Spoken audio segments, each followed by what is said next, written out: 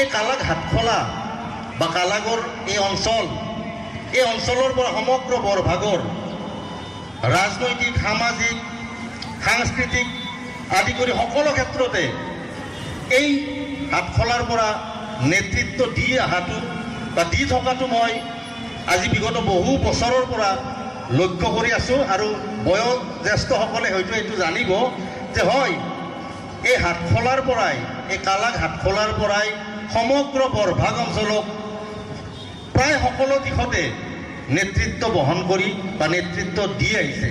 গতিকে সময়ৰ যি আহ্বান, সেই সময়ৰ আহ্বান হিচাপে এই হাটখোলাৰ চক হওক বা এই অঞ্চলেই হওক,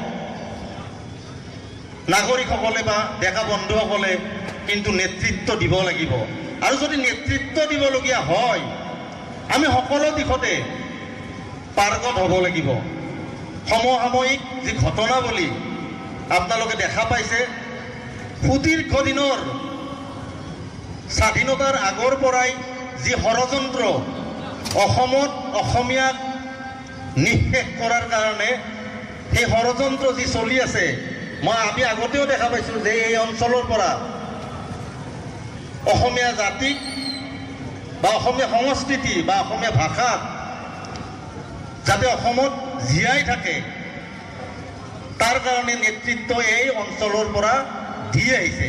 গতিকে সমসাময়িক যি ঘটনাৱলী, সেই ঘটনাৱলীৰ ক্ষেত্ৰতো এই অঞ্চলৰ সকলোৱে ডেকা বন্ধু হওক বা জ্যেষ্ঠসকল হওক, আই মাতৃসকল হওক, সকলোৱে আগবাঢ়ি আহিব লাগিব। আৰু আমাৰ যে আই মাতৃক ৰক্ষাৰ কাৰণে, সুৰক্ষাৰ কাৰণে ব্যৱস্থা হাতত ল'ব লাগিব।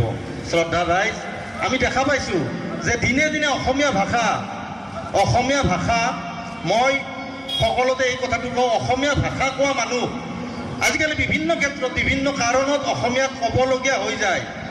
আৰু তেনেকুৱা মানুহে হওক বা ছদ্মবেশী অসমীয়াই হওক, অসমত অসমীয়া ভাষাটো দিনে দিনে কোৱা মানুহ ওপৰলৈ গৈ আছে।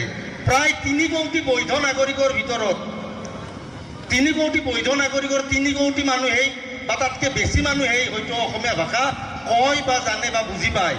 কিন্তু আমাৰ যি সংস্কৃতি, অসমীয়া সংস্কৃতি, এই অসমীয়া সংস্কৃতি দুখজনকভাৱে 3 কোটি মানুহৰ ভিতৰত প্ৰায় 1 কোটিমান মানুহে পালন কৰে।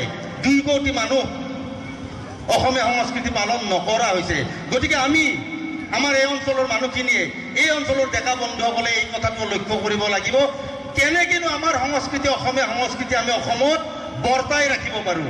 আৰু যদি অসমীয়া সংস্কৃতি বৰ্তি নাথাকে, অসমীয়া পৰম্পৰা ৰীতি নীতি যদি বৰ্তি নাথাকে, তেতিয়াহ'লে আমাৰ জাতি নিঃশেষ হৈ যাব। ভূপেন দাই সেইকাৰণে বাৰে বাৰে কৈ গৈছিলে যে আজিৰ অসমীয়াই নিজক নিচিনিলে অসম ৰসাতলে যাব।